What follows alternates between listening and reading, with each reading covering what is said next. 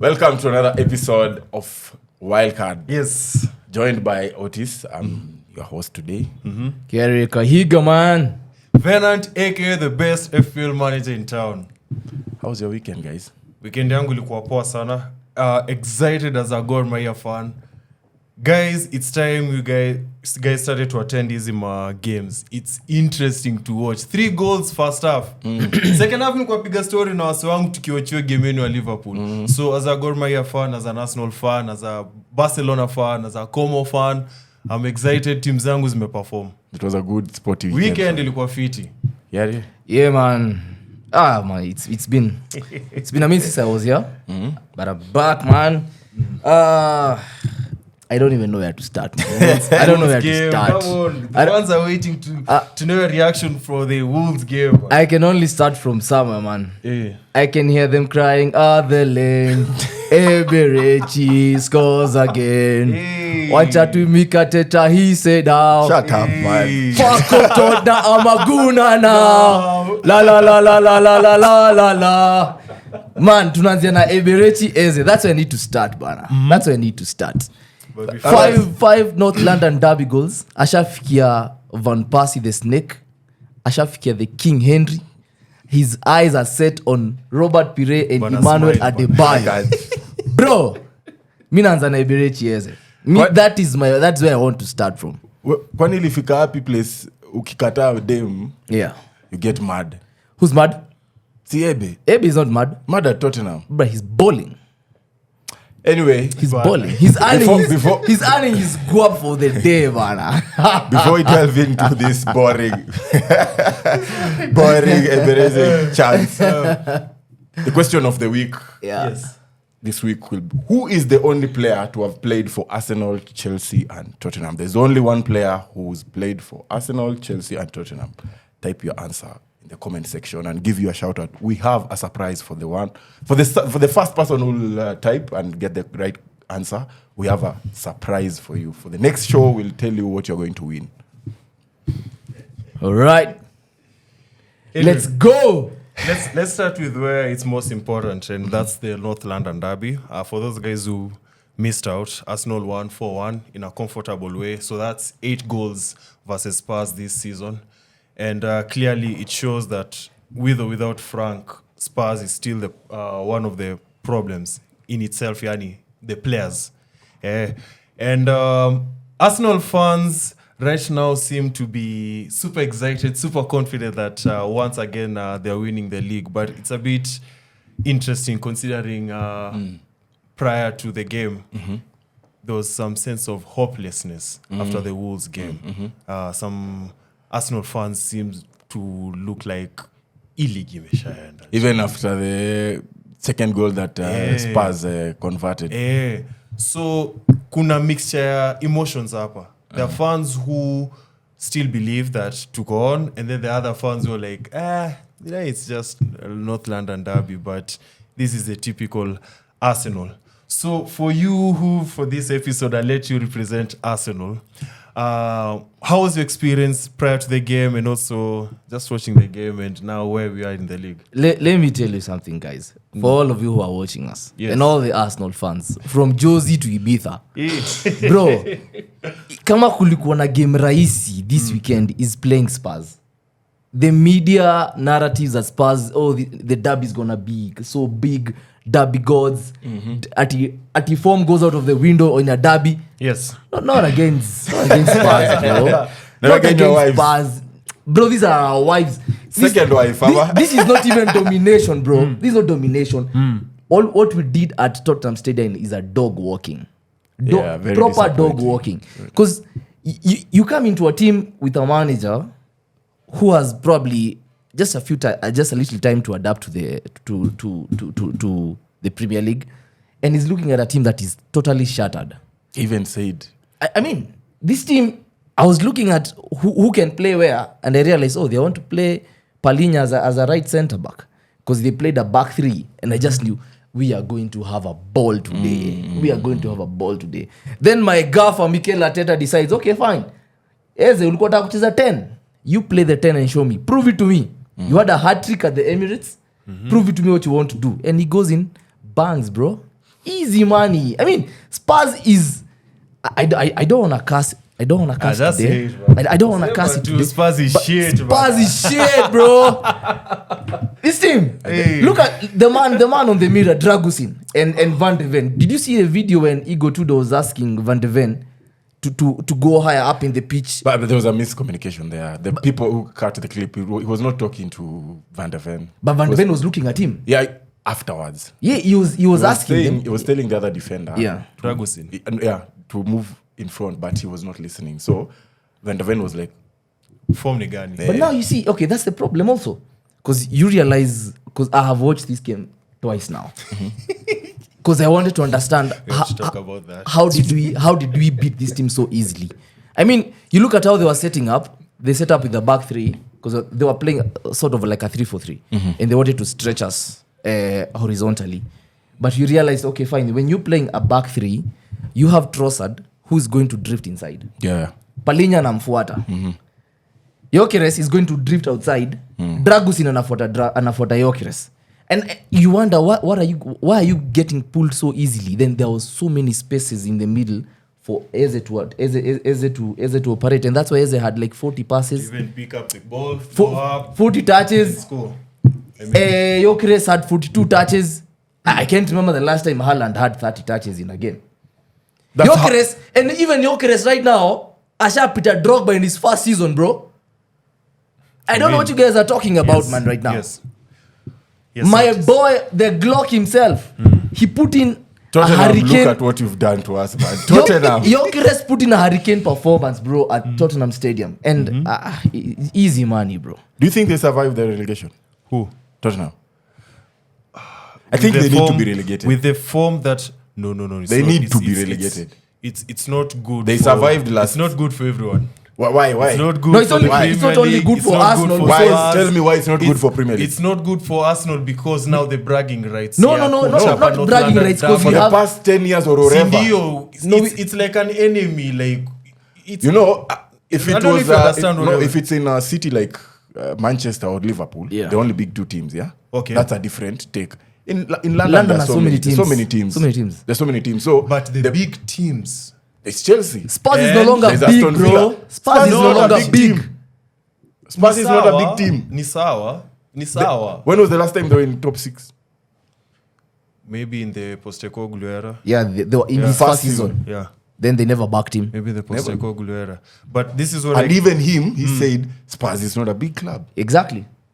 But before we talk about Spurs, can we pull up back kwa history Arsenal and Yeah, you are not being happy with how Arsenal fans are feeling.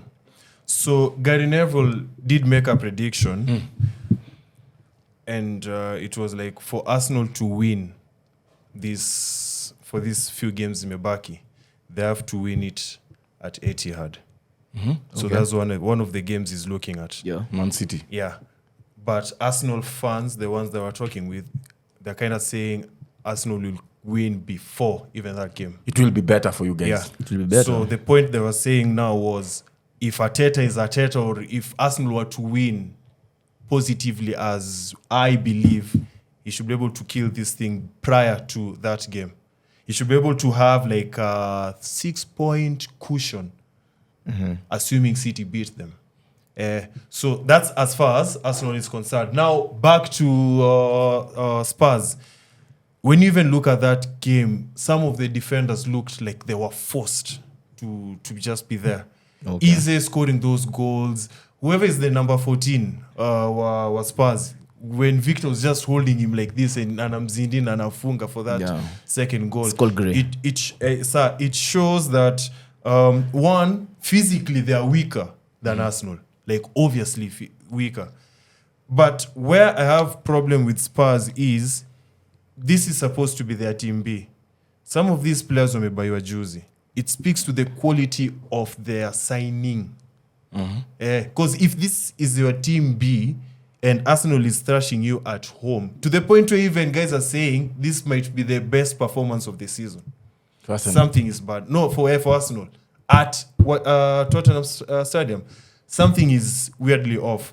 Nani pia kuchujwa, their sporting director. Then you leave me. Yeah.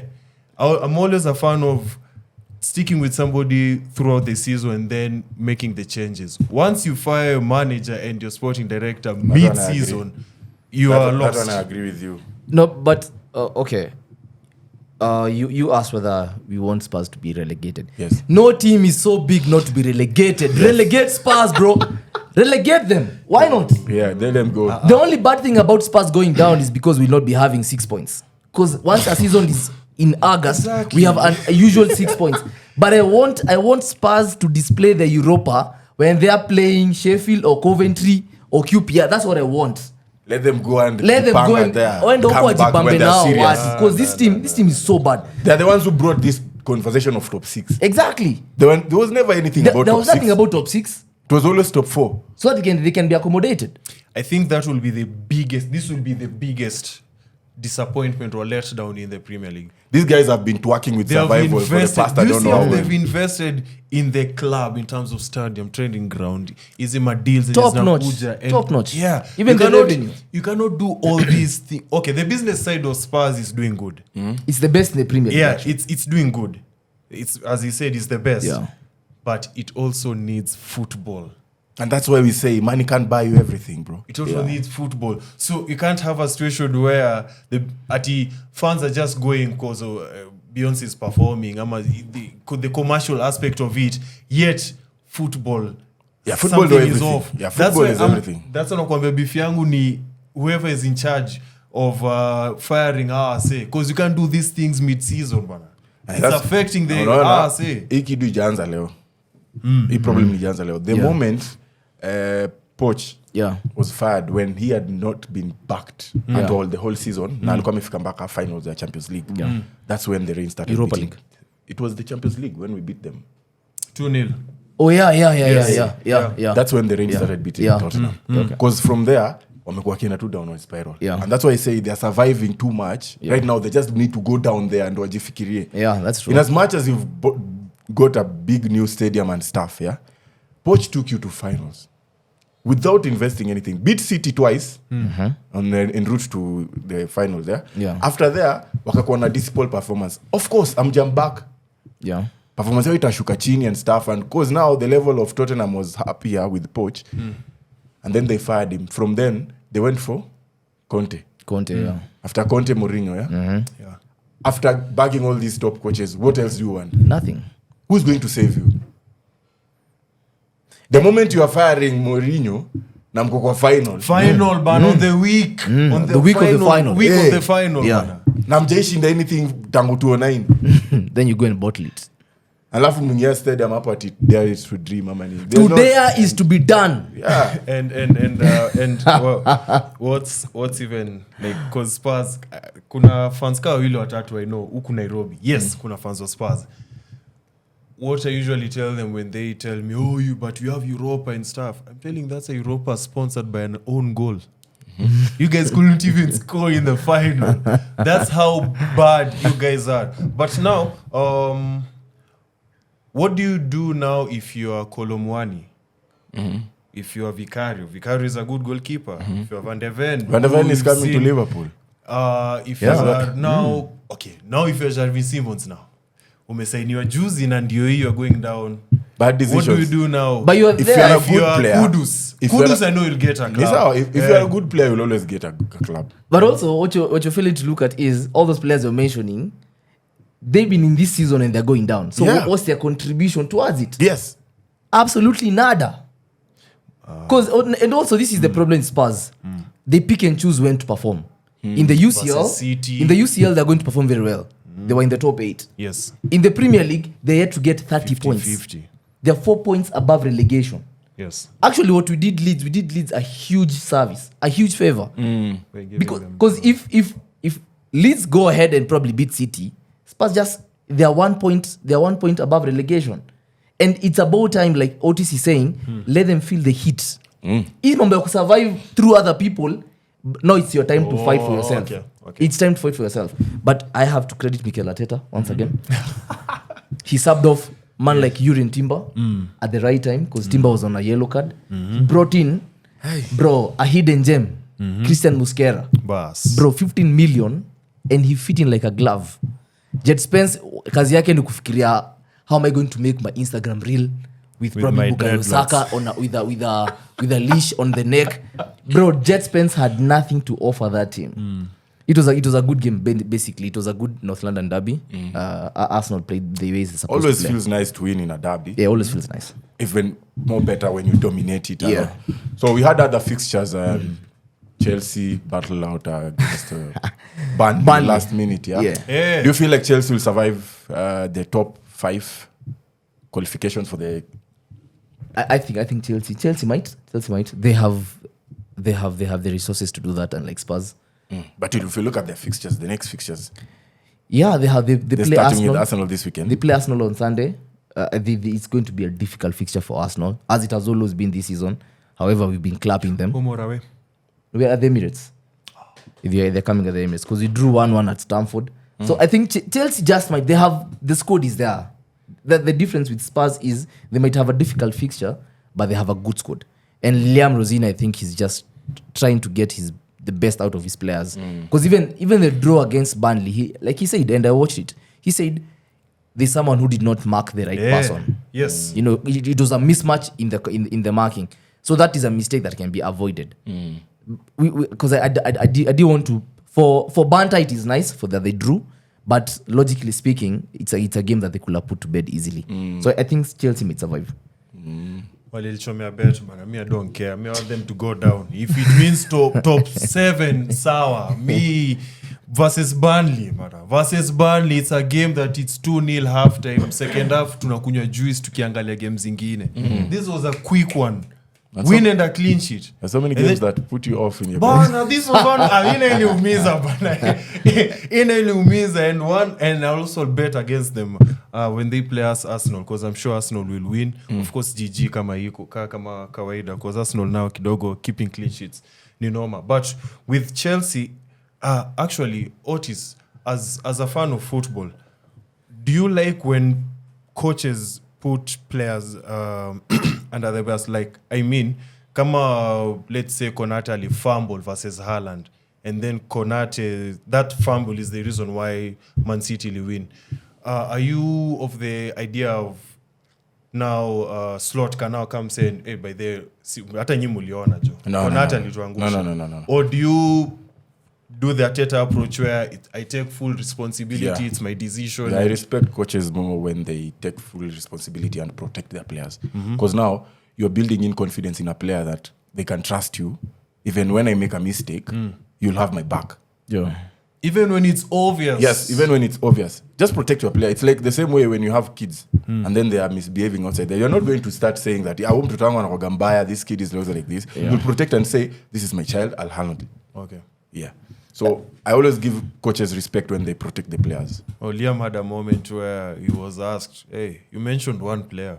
We'd like to know who. And was like, hey, I'm not mentioning any names, but it's when you see that goal, it's like unaweza ona ni nani. Yeah. I'd prefer if he would have said, we blundered as a team. Yeah. Because it's all about communication also as a team. Wewe unaweza kuwa umepoteza network na umse akona network. Mbona sikwambie? Yeah. So take it as collective. Take the loss as a team. Don't put the loss on Venant. All right. Okay. That's how you move forward and be as a brother team. team. Yeah. Okay. But also, before you move on, I think the only thing that might cause Chelsea not to make to probably top 6 is their discipline issues. Because Still. Yeah, they have they have more red cards this season than the wins against at Stamford. Wow. That is a problem. We're talking about this thing like Tumebakisha only 2 red cards to 11 players wamekula red card, including their former manager. ameko kwa contract. So I think it's a discipline issue. They really need to check on that. And because you look at the games that they've been dropping points and the subsequent games that come after is because of that player who has been suspended. You remember when Caicedo was missing games? They were just dropping points. Yeah, true. So when you don't have your best players, now you can imagine Gyökeres has put up a good performance against probably a man like Draguzin. Although Draguzin is not really a good player because he wasn't really fit for the game. True. But now you're putting up Chalobah against Gyökeres, and Eze is just right there for a tap-in. Because now Fofana is gonna miss that game. Yeah, so I think Chelsea, they just need to fix their discipline issues. And look at what Arteta has done with Arsenal. We've not gotten a red card this season. Yeah, true. So once you fix those little pieces, You stabilize the team. You stabilize the team.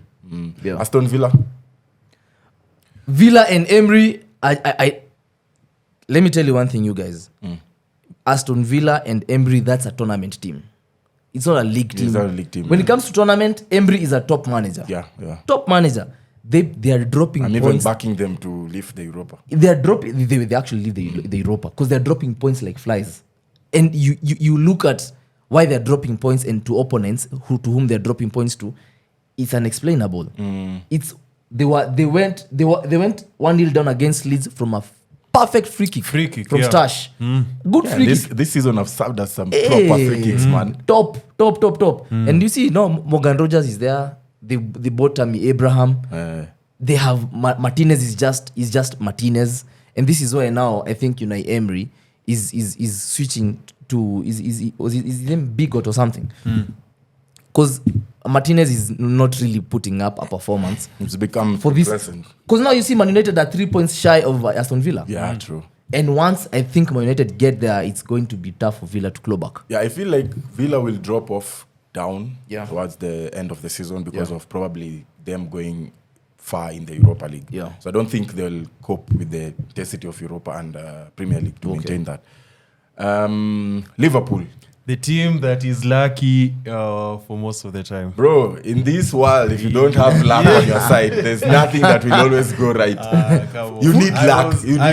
I was right. I called it a draw. And then for those who missed out, but you know Liverpool have a habit of scoring in the last minute. What people forget is that we are champions of England. Yes. So these players know what it takes. They know the joy of being in Champions League. You can't guarantee yourself by winning the Champions League and saying that we'll qualify by winning it. Let's be in the bracket first. Then by the time the Champions League final come, if you are there, you have no pressure. Yeah. So right now it's about how many points are you guys top 4. off Man United? 3. So that's one It's game. only one game. And we are playing against them. Yeah. Hapo mbele, hapo time. And I think you'll play Man United after they played Chelsea. Yeah. Let me ask you as an Arsenal fan. Yeah. Liverpool and Man United. Who do you want to finish above? No, I love competition. I love Between United and Liverpool. Liverpool are more competitive. So Liverpool above United. Yeah. It's because he's here. No, not because he's here. It's not because of what. Before Odo was here. No. No, it's football. They're playing a They're game playing a game, one game a week. They're playing 40 games. Arsenal has played 42 games in February. It's okay. The quality of players at Liverpool and at Man United are different. The players at Liverpool, expect them to play Champions League na Premier League. No, you want to tell me Kuna, you want to tell me for these people, Bruno, I don't. Bruno, Casemiro, Ahmad, they're not fit to play in the Champions League. What is? Let's fast forward. Let's say 7 months from now. Same United team. Yenye iko sahi in the Champions League. Tell me how far they go. 7 years.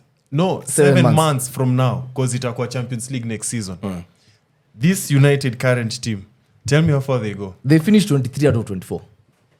They don't make it top 8. Do you? They don't make it automatic qualification. Do you? So that's the quality. No. That speaks to the quality if you're comparing, of players. If you're comparing like that, I'll throw in Tottenham. What about Tottenham? Where are they in the Champions League? Si wako pabaya cause no, hawako pabaya. Champions League wako top 8. Wako top 8. Wako top 8. Na wako wapi Premier League? We are talking about wanting them to be relegated. Yeah. So you can't. Newcastle. Same Newcastle, thing. Wali club a team jana juzi last week 5. It was 6 too. And where are they in the Premier League? But for them we knew from the get it's Champions League. What I can say with Champions League now, or rather Europe, English teams are flourishing. Yes. The competitiveness in English Premier League right now, it's too much in terms of the intensity and everything. Never did I see when the season started, Arsenal was going to dominate Bayern the way it did. Yeah. Rona. Plainly, Atletico.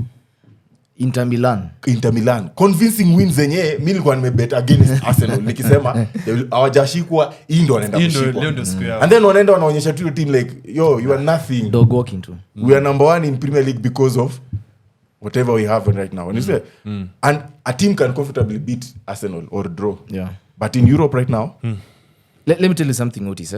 There is no way I'd want to see Isaac playing in the Europa. Siezi taka. exactly. I want to see Isaac under the lights with the Champions League anthem. Shesko can go and play wherever he wants to go and play. Wherever you want. Saudi Arabia. Wherever, bro. So for me, I see like Man United will maybe finish third or fourth. Yeah. And then probably us will nick in fifth Okay. or maybe even third. Look, due to the fact of Man United fixtures, because you've seen they play Bournemouth, they play Crystal Palace, they have Aston Villa, they have Bournemouth, they have Chelsea, they have Liverpool. Those are difficult fixtures. Those are fixtures that you don't expect them to even miss a point. Yeah. Because now 6, 5, and 4th, it's a matter of marginal. Small margins. Small margins. Yeah, And I think this is where now Liverpool, because Liverpool, you guys are picking up from at the right time. Yes. That's one thing. You know, at the right time. Because I watched Man United play Everton yesterday. They were not convincing. They weren't convincing, honestly speaking. They weren't really they're not convincing. there They had yet. chances to kill off the game, but either Cunha slides off, Mbuemo makes a wrong pass, Bruno is running so much to the left wing with Cunha, and you don't want them to play like that. You want to see the same Man United that played Arsenal and Manchester And City, even Liverpool, you know, and yeah. Liverpool also. Yeah. But also, I think they might get to top 5 because probably now I think if Arsenal wins the UCL, we allow them another number 6. So I mean, I see Man United going to the UCL next season. That will be good for everyone. Yeah. All right, moving on to the Champions League this week, playoffs.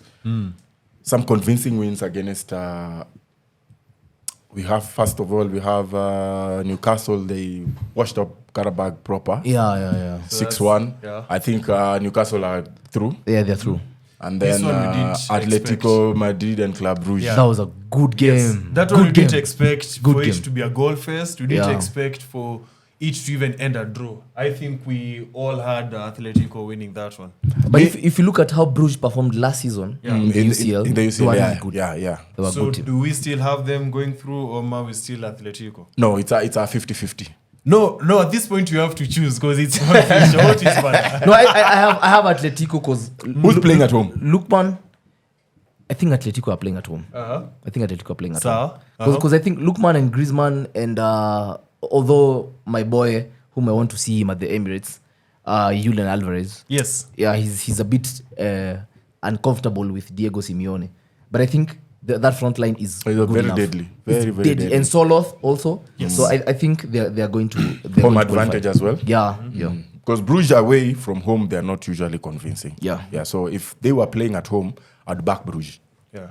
But And then for Bodo and Inter Milan, Yo, that was a shock. We all predicted that one. No. We all predicted that one. That one Bodo is going through. We still who's supporting Inter Milan? Inter at home. We all predicted Bodo to beat Inter Milan. Me, Shapenya. Inter Milan haven't been. I think their focus is on it was Syria and Syria. But you never know. You never know. So if they go through and then they meet Man City, now what? Who? Inter Milan. They meet, for example, Man City. So if Bodo goes through and meet and Man City, we all know But Man City you remember Bodo Bodo beat Bodo Man beat City. Man City. Yeah, that will be a better fixture. But I'm saying for Inter Milan, even if they beat Bodo and they go through and meet Man City, they're still going home. That's why they have to focus pale home. Because pia pale home kumeshika. Fabregas is coming in hot pale. Olympiacos and Leverkusen. I think Leverkusen will nick Leverkusen there. We need your input. We need your input because eventually... Whoever. Bro, you should count me from. Unaona hapa quarters. Hapo kwa quarters. I mean that's where I want to have the conversation. Honestly, that's where I want. Because Olympiacos, okay, they were sort of an Achilles heel for Arsenal a while ago. It's a team from Greece, right? Yes. So we weren't really convincing against them. But right now, how like Oti said, we steamrolled against Bayern Munich, Inter Milan, Atletico Madrid. I mean, we don't expect such a challenge from either whoever qualifies. But I take Leverkusen to go through. Even me, I'm backing up Leverkusen. So this side we are Leverkusen, Bodo, Atletico, Newcastle. Newcastle, yes. Bruges. Oh, you are Bruges. Hey. Oh, okay. Fair enough. You score 3 versus Atletico. I see you have a chance of going through. All right. We are back on this side. We have Monaco and PSG. That one was a tight one as well. Tight one. And it's still tight. 3-2. The game is not over. Yeah, and it's The like game is a not derby, over. a French derby, yeah? Because they're playing in the same league. So I feel like, I don't know. I want Monaco to proceed. Hey, I but don't no, know. I don't at Parc des Princes, I think it's going to be fire now. There's a curse that comes with picking up a Champions League when you're not Madrid. When you win it, the next season, it's either you're going to be knocked out early or you'll not proceed to semis and stuff. And you feel Monaco is the team to do it? If not, I'll want them to do that. If not, either Barcelona or Chelsea. Because PSG are not also convinced. They're not PSG convincing. beat Marseille 5 goals. The same That Marseille, team is in form. the same Marseille that we beat 3-0 when we were still having, I don't know what, When you're in your doldrums. doldrums. So you seem like you have hopes now. I don't want competition to be Uko mbele. proceeding. Oh, Uko mbele. okay, You you get- meet them. Oh, okay, We so might meet them and I Okay. don't want them. But that's a good tie. I think that's that because it's on Wednesday. I think that's the game that I want to watch. But quality-wise, we know PSG will Yeah. definitely walk out Yeah. with them. Yeah. Yeah. Then we have Galatasaray and Juve. That's done. That's done. As I said, That's done. Galatasaray at the Hell Stadium. Yeah, that's done. 5 goals. I don't think Juventus are going to eclipse that one. But at some point, we'll need to talk about Juventus as a club because something is. No, it's not Off. even. It's not even about Juve as a club. The Italian Serie A. No. Yeah. Italian Specific- Serie A. Ni sawa, but specifically Juventus as a club. Yeah. Because they are reminding me of Man United in the Premier League in that they haven't won for some time. So Juventus hasn't been the club, hasn't been what we know it for some time now. Tangu Ronaldo ende, to be exact. Yeah, I Do you think. know why? It's because the same thing we are talking about Spurs. You keep on changing managers over and over and over again. The club is not getting an identity. The same thing we normally say when you play Gabriel and Saliba 38 games together. It's different when Van Dijk is playing Konate today, Yeah. Joe Gomez tomorrow, Yeah. then another defender. It's a partnership issue. So and you look at them today. They're playing Kenny, the American guy, Weston McKennie. Weston McKennie. Then they have Yildiz. They have. I mean, the team has good players, but they keep on changing the managers over and over and over again. Before you get now a philosophy to push you guys Yeah, it's not through going to work. the season, it becomes a problem because affecting them. even in the league they're really not convincing. Yeah. It's affecting them. Yeah. Yeah. We have Benfica against Madrid. Real Madrid, The Mourinho derby. The Cristiani laws. but we cannot go without talking about the Vinicius Incident. Yeah. I've never experienced racism in my life. So this is one of those when it happens, I just tend to see and try to learn. But you've what's experienced tribalism. Yeah, tribalism. I Yeah, have. so now you imagine. So Yeah. So you can imagine a situation where you've scored. Actually, your goal is the one that defined the game. Yeah. And then you're yellow carded because of celebration. First and foremost, we need to investigate that. Yeah. Yeah. I feel mi kama hata ikutoa kit enye mtu anapatiwa yellow, mi na feel you need to go back on that. I feel celebrate vile unafaa kucelebrate. Yeah. Just express yourself. Imagine you're right. Yeah. You've been hearing the monkey chants for 90 minutes, let's say at Etihad or at Old Trafford, and then you score the winning goal. Of course, I'm going there to celebrate in front of you guys. To show you guys, or like the way Semenyo did against Liverpool in the beginning of the season, and then It's not Liverpool. I guess one guy. and then scored 2 goals. But now the thing is, and Thierry Henry was talking about this, was like, okay, sometimes how you respond to such chants and such people is by performing. But up to some point. Because this is not the first time we're hearing this. I think the issue only problem with is Vinicius. the only problem is, and at first I was also faulting him in terms of you always provoke the fans. Those guys, But there was an angle that Henry brought, and he was like, people are mad. People feel like Vinicius is provoking them because he's the only one who stands up. Yeah. All these other black players, when they are being shouted at or probably being abused. They just keep quiet. They keep quiet and walk away. They don't want problem. I'm not going to be disturbed by whatever you're saying. I'm walking out. But Vinicius is speaking up like, no, this can't be happening. So it's a matter of, can we stop this, or I'll continue complaining until the day I'll stop playing football. Yeah. So I think with Vinicius now, I'll be looking at it in a different angle. Yeah. Because he's now standing up on himself. He's not going to be like telling people like, oh, these guys abused me, go and investigate. No. Let me chime in. Real Madrid Benfica, that game, it's 1-0 aggregate. Madrid are ahead by a goal. And I think Mourinho has the game now where he loves it. Because Mourinho loves such situations. He loves when the situation is, it may not favor him. Because but it's going to be at the Bernabeu. But also there is something else off the pitch that people have talked about so much that is going to affect the game. And this is when Mourinho, you're going to see a different kind of a Mourinho. He might set up either to kill off the game early or to kill off the game late. You know. And also, to talk about the racism issue, I feel FIFA it doesn't do so much to protect players against this kind of actions. There should be points deductions when it comes to such kind of things. I honestly feel the football has made so many steps towards a global family. But now Mourinho comes and says that Eusebio is black and he's the biggest player at Benfica, so they cannot do this to him, they cannot do this to Vinicius.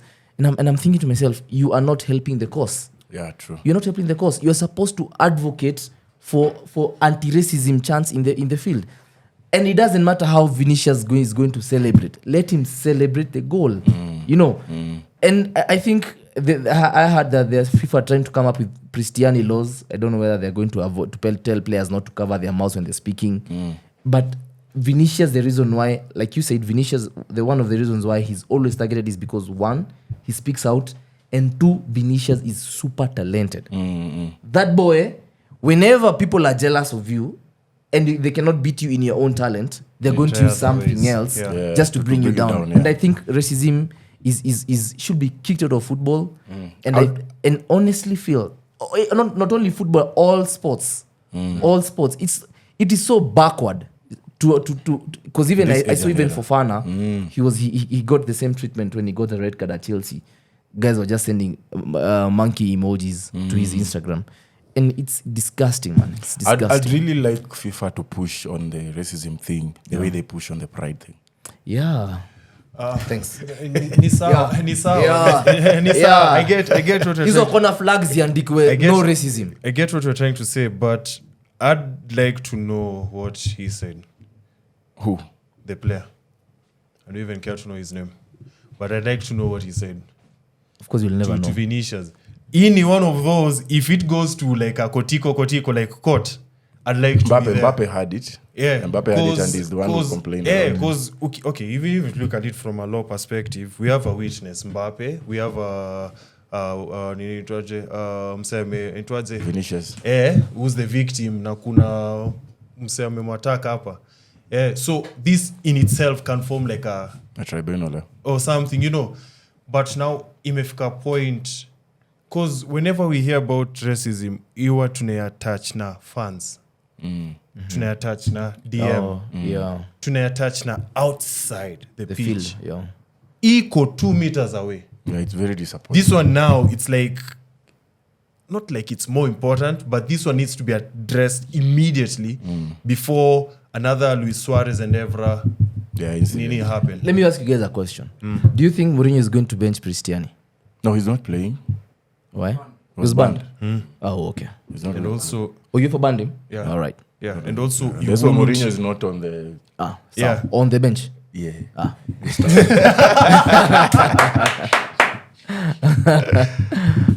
Moving on to Dortmund and Atalanta. Dortmund and Atalanta. Atalanta beat Napoli, I think, 2-1 over the weekend. And Atalanta are blowing hot and cold. They blow hot and cold, man. They blow hot and cold. They have a really nice forward. But now they see the Dortmund, they took off this boy, one of my favorite players, Seru Girassi. He didn't finish the game. Yeah, and they won the leg is 2-0 in the first leg. I think Dortmund might just take it to the wire. However, at Atalanta away, Atalanta scoring an early goal. The game is wide open. The game is wide open. And this is also something I can add in as we finish kwa hii topic. Whichever team you support, kama iko hapa ama kama haiko hapa, we're in that phase of the season where we need to be grateful. Even the coaches are saying this whenever game imeisha and players are fit. We're in that part of the season where we need to appreciate fitness ya players. So kama mse wako amekuchezea 90 clean na ametoka na ako fiti, maybe kama ni FPL ama maybe kama ni Kenyan football, appreciate it, because sahi keeping up with fitness, it's very hard, especially when you're playing now Champions League and then you have Europa. And apart from Man United players. Yes. Yeah. Apart from Man United. They're just watching this television. Moving on. Interesting week. So hopefully we'll have some blockbuster entertainment in the Champions League. Moving on to the local league. KPL. Kenya Premier League. Otis, I think you're right when you say you'd like to see AFC win and stuff, because they are performing very well. Yeah. And you might never know when they'll perform again. No, say. No, but say it's convincingly well. The last time you were here, remember I highlighted KC. Yeah. Odhiambo. Ameperform. Ashatupatia already. Guys are calling it goal of the season. Goal of the season, yeah. Nika set piece flani. If you're an Arsenal fan, we score a lot of goals through set pieces. Yeah. I think you can say they borrowed a page from us, because even how that goal was scored, you can tell Inikitu they studied somewhere. That's for AFC's. That's beautiful. Training ground goals are nice. Yes. Second goal. Na first goal ni hizo shots za nje ya box. From so ilikuwa poa sana for itwaje AFC. And then now Gor Mahia, we performed very well versus initwaje. It was a convincing win. First half 3-0, yeah? Kwa first half 3-0 versus nimesahau team tena. Posta Rangers. Yes. And ilikuwa not Posta Rangers, KCB. Ilikuwa KCB. Posta Rangers ilicheza na AFC. I think I was confusing those teams up. First and foremost, I have to give kudos to whoever designed the KCB kit, because hapa nyuma imeandikwa download KCB app. So kwangu I saw that as good marketing. Okay. Number 2, the fact that Gor Mahia made 0.8 in a situation where it was raining, it shows fans dedication to supporting the How was the game when it started raining? So prior to the game, nile jua, okay, it was on Sunday, so basically ilikuwa ile ni jua alafu jioni ndo ita rain. So ilikuwa excessively hot. So as we know, it's one of those games where tunavaa vest. It's one of those hot games. And then saa 8 weather ina change. Saa 9 ndio ina rain. Saa 10 the pitch is something else. And then now one thing that I also learned was tactic ya ball kukinyesha na tactic ya ball on a normal game are two different scenarios. So you can tell, like, kama wase wa KCB, they already had a plan, tutafanya hivi na hivi, we know the weak link is this guy, nini. But when the rain ilinyesha, that's when now we realize now players like Alpha walikuwa na shine cause strength. Strength ilikuwa inasaidia. And then power. Mazia saa zingine unapiganga bola haiendi because the water is haiendi, so hapo unahitaji kapa. Then also inamaanisha nini tunacheza bola tup kama Manu. But one thing that I saw now, especially through Sharif Musa, was as Sharif Musa ni ka Pedro Neto Chelsea. Ni ule akipata Saka Arsenal ama Salah, ni ule akipata ball ni kudribble, tukipasua tunaifunga ama tunapatia striker. So coach alimpatia hiyo freedom. So hiyo wing ya left, huo right back wa KCB aliona siku mrefu sana. And then I realized pia in terms of pitch, like mukicheza sana ndio inakauka, which makes it easier to play kwa hiyo ground. So the fact that we dominated the ball, his idea to second half, it was easy to defend. So it was very entertaining and it was nice. Tusker got a new coach, a French, and the performance are still the same as Tottenham. Julian Mete. Yeah. What's the problem? Is it that Tusker down? Ama shida ni gani behind the scenes with Tottenham with Tusker? Sofapaka, iko stadia so Nigusi Stadium. You're not winning there in the first game. Shabana. You're not winning there in the first game. You're not. And then this is Shabana, who, when we started the season, we said they had 4 away wins and 0 home wins. So sahi tunacheza catch up with these home wins. So while we can, we're winning. Remember I talked about fitness. Sasa pia ni watu wengine wanatafuta fitness sahi. So hapa ni tuna control hii game as soon as tumefunga, toa key player weka maintain nini, and then tunatafuta. So that's how they're playing, game by game.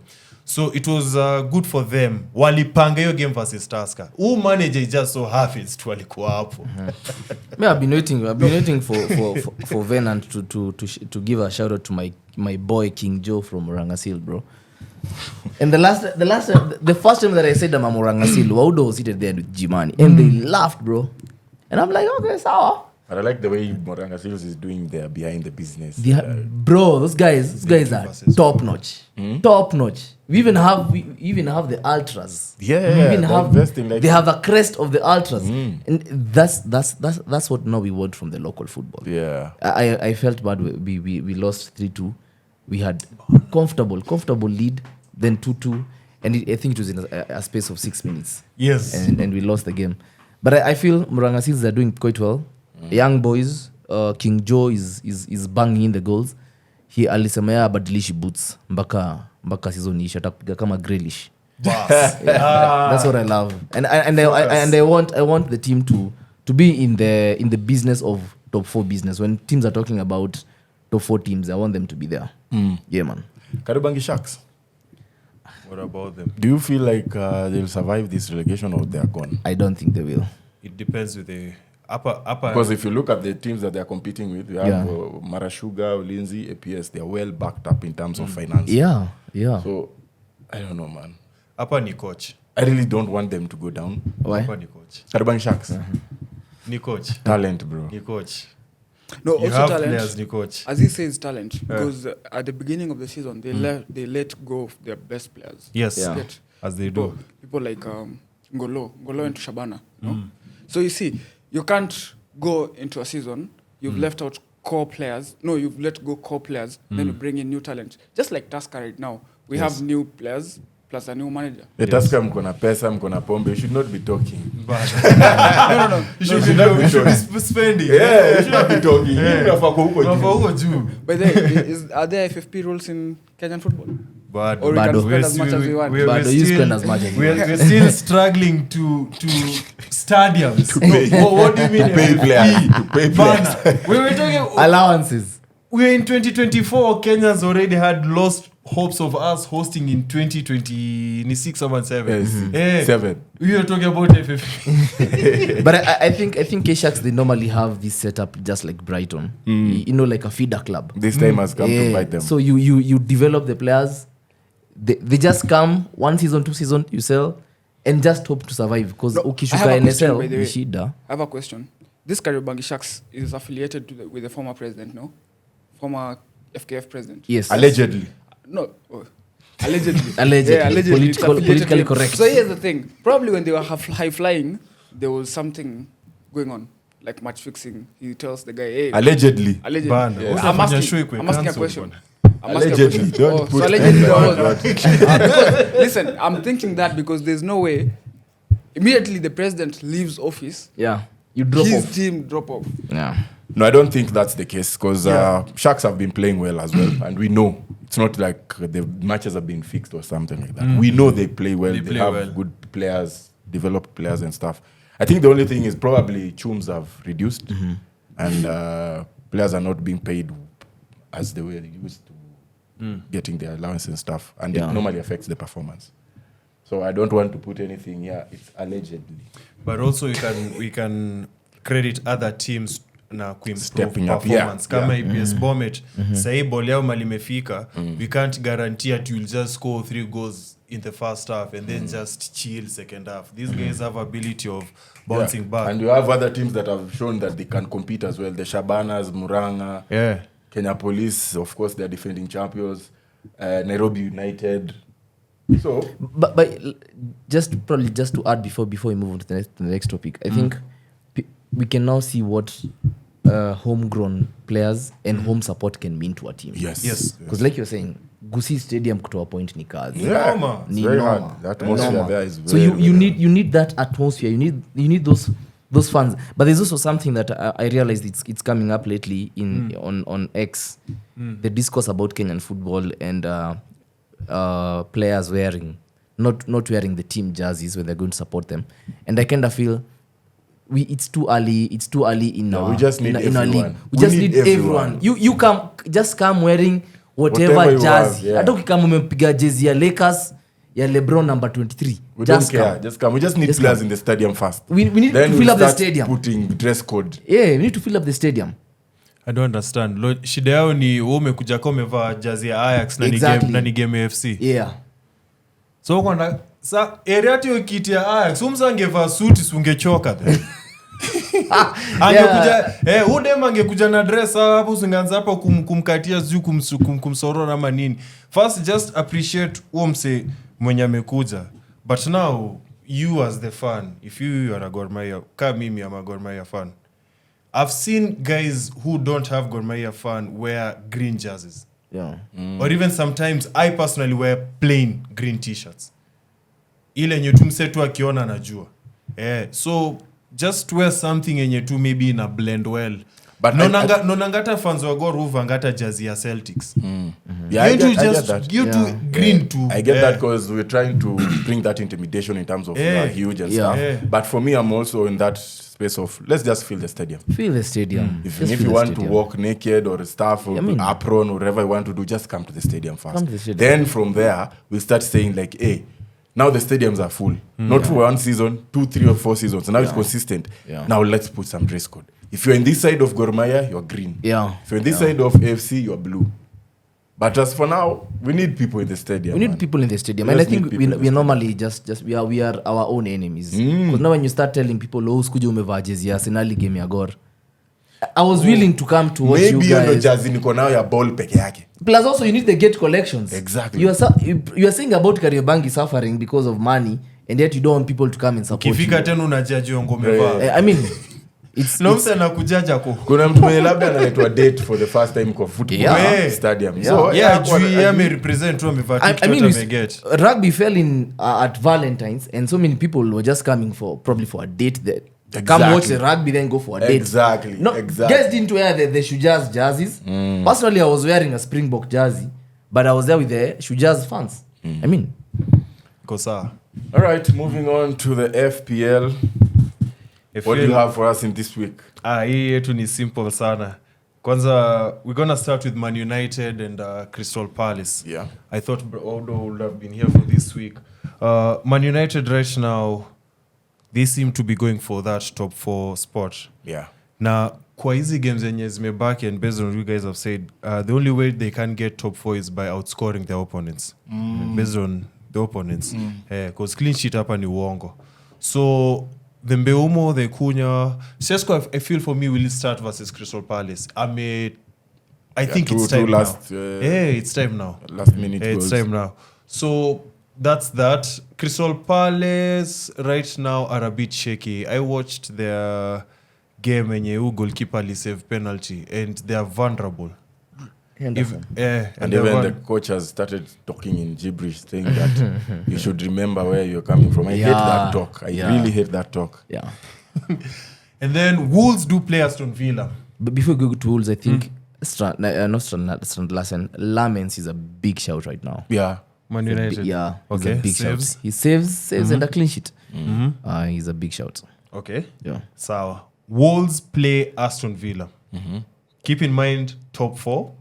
Keep in mind Wolves imesimamisha Arsenal.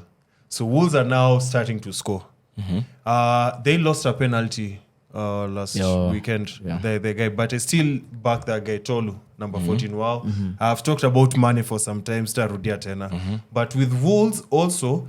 They have cheap players. Yeah. So in a situation where teams aren't getting clean sheets, unaweza jaza team yako with these cheap Wolves defenders in particular. Do you think Watkins is a captain shout this weekend? Challenge, I was thinking about Aston Villa and I was convincing attack-wise. They're not showing that they're in that groove of scoring. So you're not sure where the goals are coming from. And I think right now Unai's lineup is based on what he's seeing kwa training. I don't think Unai ni ule mwenye akona me starting 11 yangu ni Sahi where he is right now, and the way we've talked about top 4, you know he cannot fumble because he top 4 tukimtoka hivi pressure itakuwa. So pale with Aston Villa, their wingbacks Cash na Lucadinho. Rogers hapo if you're looking for a midfielder, but also Sharo the goalkeeper too, because goalkeeper pia FPL ni kama inamsaidia as far as getting points is concerned. Yes, Bournemouth versus Sunderland. Interesting game. There's a defender called Hill. I think he's a 4-point-something defender. Big shout out because of defensive contributions. Yeah. Sunderland, once again, Sunderland yao inakuanga defense. Mukiele, ule Ballard. But they've been bad, bro. Game when you'll consider 1-3, it was bad. But this yenye nasema, they are giving you attacking returns even though they are defenders. Shaka Mirudi aliingizwa kama sub. Na huo ndo engine ya Sunderland. So sahi weka Sunderland kwa watch list. Just see how they perform, but I expect it to change. So versus Bournemouth hapa, I have Senesi, I have Evan Nilsson, alafu kuna uplan itwa El Krupi Jr, who I feel, and this is my prediction right now, he reminds me of a younger Thierry Henry at Arsenal. He's giving me those vibes, and I think wachana hata na Semenyo, watu angekujia huyu, because this is a striker who, if he's bought and is, let's say, under Ekitike for 2 seasons, steamer. Steamer, Brighton versus Nottingham Forest. Welbeck has to be there now in that conversation. Welbeck is scoring.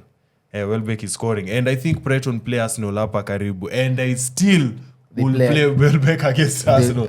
That's how convincing Welbeck is. That's how Welbeck is. Fulham versus Spurs. This is a vulnerable Spurs. So for Pale Fulham with Wilson, number A. My Nigerian brothers, Kina Iwobi, Chukwueze, even Jimenez as a striker if you're looking for a striker. And then lastly, City are playing City wako na Leeds. Yeah. City away. Yes. Elland Road. That's to me that's the game. That's the game of the weekend. Because the way Leeds are running. That's what you want. No. I mean, it's a good game to watch. Leeds have played very well against any top 4 side, apart from Arsenal. Yeah, true. Apart from Arsenal, everybody else has had a challenge to beat Leeds, and I think for FPL purposes, I think O'Reilly is a big shout this weekend. O'Reilly is on form right my now. Goodness, I hated how a whole 45 minutes Eddie Howe could not master who's marking Nico O'Reilly. And I'm wondering, bro, kunonang ile in-game management. Just tinker the squad to make sure Nico O'Reilly is not advancing. But every cross, he was meeting it. And I'm wondering, where is Willock?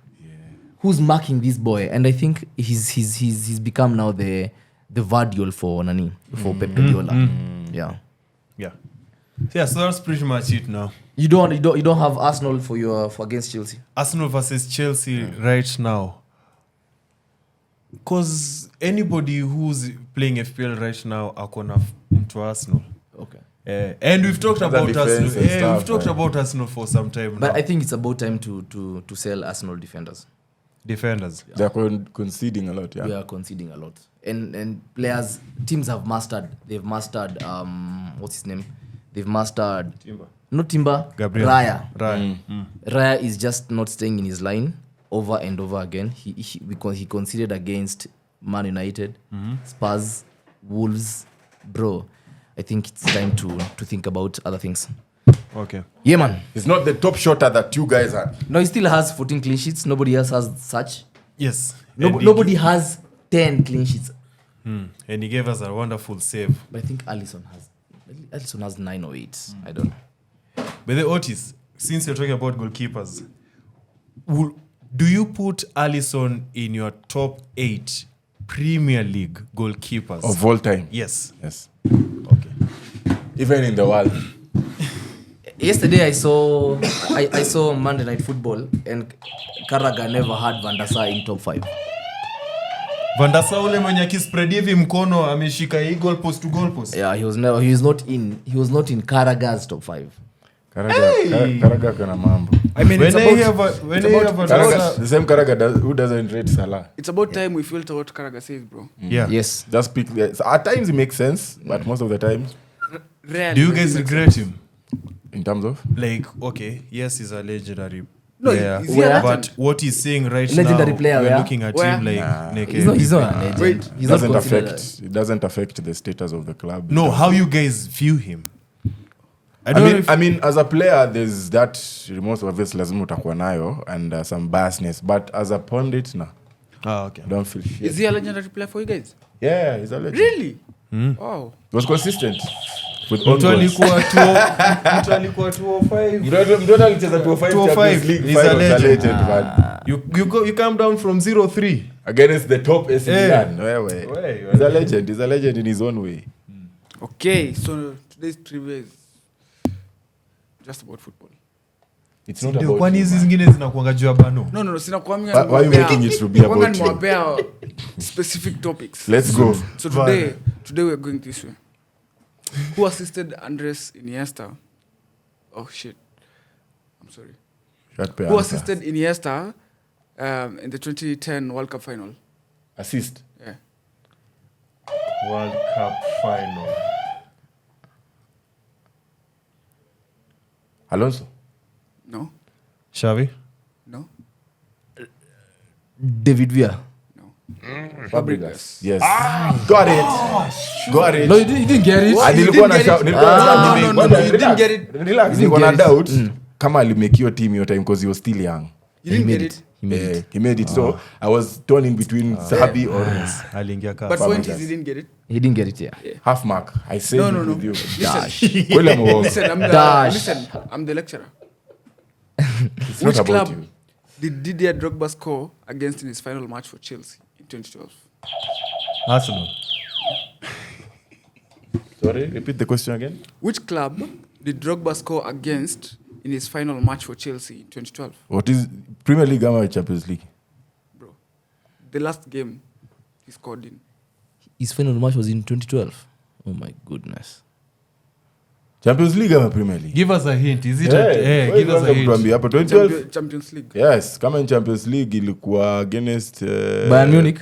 Yeah, Bayern Munich. Shit. We shot the last game he played. Okay. Nilijua ilikuwa Champions League. Which team? Was Champions League ndio game ya mwisho. Which team knocked out Brazil in the 2006 World Cup quarterfinals? 2006. Germany. Nope. France. Yeah, France. Zidane aliperform.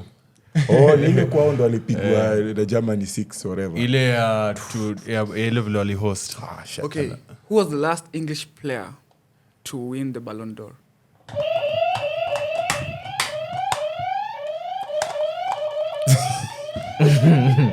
Owen. Okay, good boy. Good boy. So now we are all 1-1. Yeah. Okay. Tiebreaker. Which African country won AFCON 2012 without conceding a single goal in open play? One? Which African country won AFCON 2012 without... Senegal. Nope. Ivory So now Coast. relax. Now let me finish for them too. Ivory Coast. Sasa ukisharudia swali mara mbili na ujamaliza swali 2012. Zambia? Yeah, Zambia. Chipolopolo! Hiyo swali tushaicheza. Nimefail tu deliberately. Unakumbuka? Hapana. Tushaicheza. Tushaicheza. Mbona kupata? Kwanza 2012. I was never there. No, That's why. I was the one who asked it, by the way. Hiyo swali. You are. Hey, how do you feel about winning? Do you feel it's a reflection of Arsenal? Manager bounce, bro. Yeah, Amekuja tu leo after amemiss hizo times zingine. I come here under invitation. I don't miss out. Any message you have for because I'm going to ask him the same question. Yeah. Any message you have for the hate watchers regarding Arsenal between now and the end of time? I have a message for the Arsenal fans, I included. Just calm down, Kerry. Let Mikel Arteta deliver the process. For the hate watchers, you keep hate watching. I think it's a career. It's really paying off nowadays. And one thing that you need to understand, if you hate Arsenal more than you love your team, you're an Arsenal fan. That message is going to who? And you, Otis. Hey. First and foremost, I believe you guys are organizing hate watching Arsenal. When Arsenal exit Champions League, there's like a hate watchers bash party for that particular when Arsenal exit Champions League because of this unbeaten and all these things are doing on. But for when now Arsenal finally bottle it now, what message do you have now that you can say you told us mapema? Actually, we are planning to have a watch along Manchester City against Arsenal. Okay.